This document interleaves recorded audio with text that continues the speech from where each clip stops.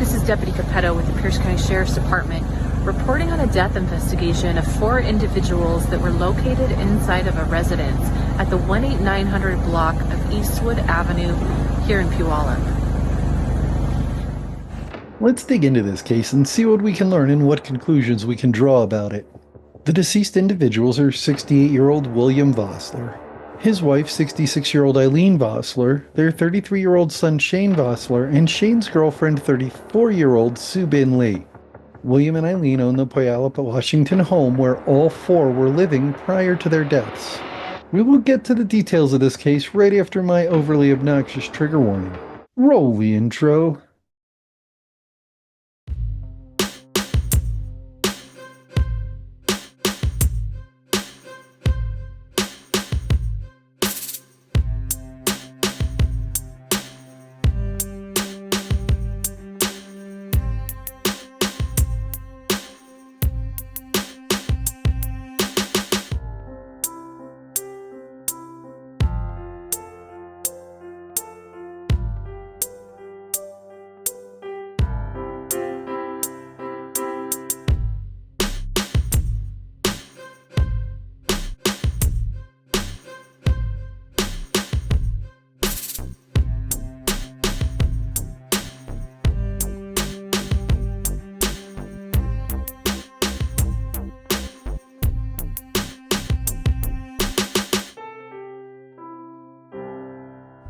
On November 12, 2024, Sue posted on social media that she was considering suicide with Shane.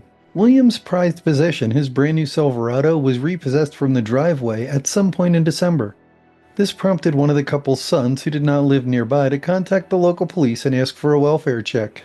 This welfare check happened on December 23rd. At this time, a neighbor reported that they had not seen the couple or their son since August, which was unusual as William's favorite pastime was working on his cars in the driveway. Police knocked on the door and did not receive an answer. From the outside of the home, there was no evidence of foul play or imminent danger to anyone inside the home, so they could not enter the residence and left. Later that week, another inconclusive welfare check was performed at the home. A few days later, on December 29th, one of Shane's friends in Florida was reflecting on Sue's post about unaliving herself with Shane and became worried as they had not heard from Shane or Sue recently. So he also called in a welfare check to the home. At this point, the couple's 2 other sons, who did not live in the area, were contacted about the situation. On December 31st, one of those 2 sons contacted the Puyallup police and asked if they could stand by while he entered the home. After police arrived on the scene, the son got onto the roof and then entered through a second-floor window after removing the air conditioning unit that should have been put into winter storage months ago. He quickly came out the front door of the house and informed police there was what appeared to be the body of a dead woman in the home. This gave the police the probable cause they needed to enter the home for themselves.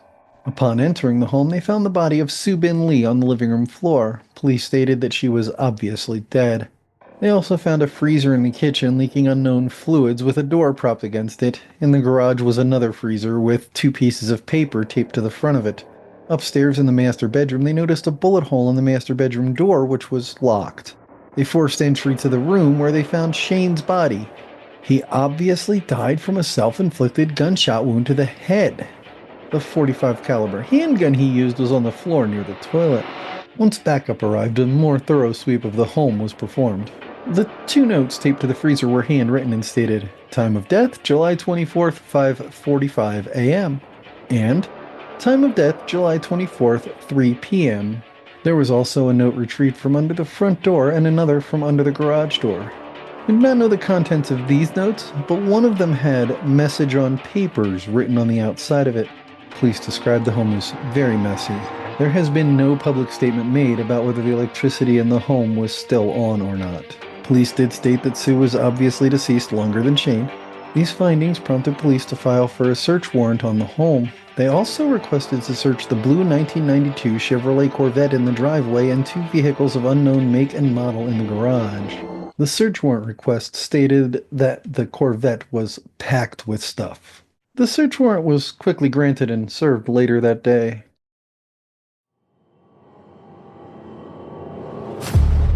Nothing could prepare police for what they found when they thoroughly searched the home. Reports are unclear about which parent was found where. Either William or Ileen was in the freezer in the garage and the other was in the leaking freezer in the kitchen. Full autopsies were performed on William and Ileen. Medical examiners determined that William died from a stab wound to the chest, but also had suffered extreme blunt force trauma to the head. The weapon used to create the blunt force trauma is unknown. Ileen died from multiple stab wounds to the chest, neck, and face. It is unknown which one died at 5:40 a.m. and which died at 3 p.m., or even if these notes are accurate. But there is no reason to believe the notes are fallacious. It is believed that the bodies were put into the freezers in an effort to slow decomposition and control the smell. This is what a retired police detective said about why the bodies were most likely put into the freezer on the Law and Crime Network. Well, so no one knows about it. If you get them out of the house and you go dig a grave, whatever, or get rid of the body somehow, they're going to be found one way or another. And then that leads to an investigation. Whereas if they just stick them where they did in a freezer, all it is at this point is a question by neighbors, question by family members. Oh, have you seen them, where they've been, instead of a onslaught of an investigation if they happen to get them out of the house. So that's the reason for doing that. Manner of death for both individuals is listed as homicide. Subin Lee died from a contact gunshot wound to the head. Due to the angle of the entry wound, medical examiners were unable to determine if the wound was self-inflicted or not. Her manner of death is listed as unknown. As I mentioned in the last chapter, Shane, he obviously died from a self-inflicted gunshot wound to the head. His official manner of death is the S word that we cannot say on YouTube. Police believe that Shane killed his parents when the note stated he did. Time of death, July 24th, 5:45 a.m. And time of death, July 24th, 3 p.m. Police have officially stated that what, if any, role Subin Lee played in the murder of William and Ileen is unknown and unable to be determined. Police believe that William and Ileen were both killed by Shane, possibly with Sue's help. Sue either took her own life or Shane killed her, and that Shane killed himself. They believe the evidence for this is incontrovertible. With Shane dead, there's no one to charge with the crimes, and with no one to charge, further police investigation would simply be a waste of resources. As such, police have closed the case. But why? Why did he do it? Let's dig through publicly available information about Shane and Sue and see if maybe we can make a guess at motive. I've been able to locate a Facebook and a LinkedIn page for Sue. However, I'm unable to access the LinkedIn page because I deleted my LinkedIn account a number of years ago. The last public post made to Facebook was on August 10th, 2019, and its content is not presently available. The last post before that was from January 18th, 2019, and it is an anti-Article 13 post. If you're not familiar, this was the EU's provision which updated copyright law to make platforms responsible for what people posted on their platform. The page says she was born in Madison, New Jersey, and that she moved to Taunton, Massachusetts in 2015. It says she is in a relationship with Shane, but lists her current city of residence as Taunton. She apparently never updated it after moving in with Shane's parents. She is also a jewelry designer. Her work is listed as self-employed. Shane is a little bit less of an enigma. According to his Facebook, he is vice president and lead game designer at LC Games. From his profile, it links to the LC Games unofficial Facebook page, which is completely blank. A Google search for LC Games turned up an itch.io website for LC Games, which I'm fairly certain is the same company. They produce knockoffs of old Commodore 64 games which appear to only run on a specific simulator. They use a pay-what-you-want pricing model. The games look pretty faithful to what they are, but it's the type of company an undergraduate would set up thinking they can make enough money to support themselves off this. Not the type of company a 33-year-old would be pursuing. The page also lists Sanford Brown College, Seattle Student Government as the school he attended. The page only has 3 posts, all made by the page administrator, all complaining that the college is a waste of money, which I guess it is for this guy since he still can't spell government. The page says he entered into a relationship with Subin Lee on October 18, 2018. According to his family and relationships section, he is friends with 2 family members which are both cousins. Why aren't his brothers listed there? He went to Tacoma Baptist High School. I cannot find a school with that name performing a Google search. I'm guessing he went to a Christian school. the type that teaches creation science among other Christocentric things. I'm not making any statements about these schools, positive or negative, and hopefully you will not in the comments. I mention this because it helps us understand the environment he grew up in. He has a bunch of clips of him playing a fantasy first-person shooter game. Looks like he was pretty good at it. His 4 most recent uploads are August 4th, 2023, May 15th, 2022, February 19th, 2019, and October 21st, 2018.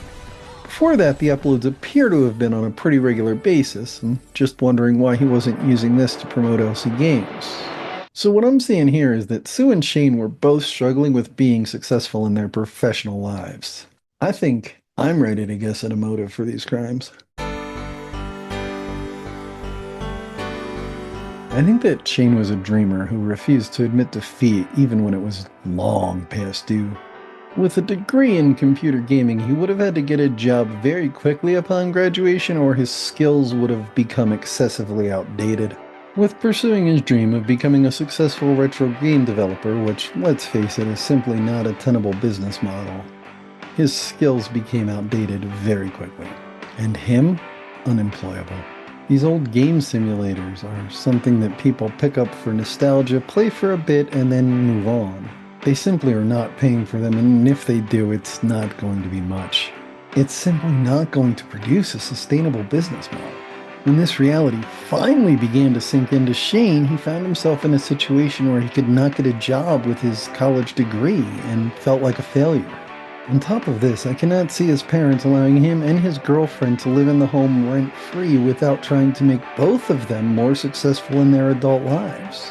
That simply would not be responsible parenting. I think that shortly before the first 2 murders, some sort of ultimatum was given to Shane. It probably happened after the April post about his father's truck and before July 5th. This pushed Shane far enough into his depression and self-loathing to make him crack. And that is exactly what he did. He killed his parents because he saw no other way out. As for Sue, I think it was probably a murder-suicide plot, and she was incapable of going through with the suicide part, so Shane killed her. Then Shane had a hard time taking his own life. Eventually, the truck got repossessed.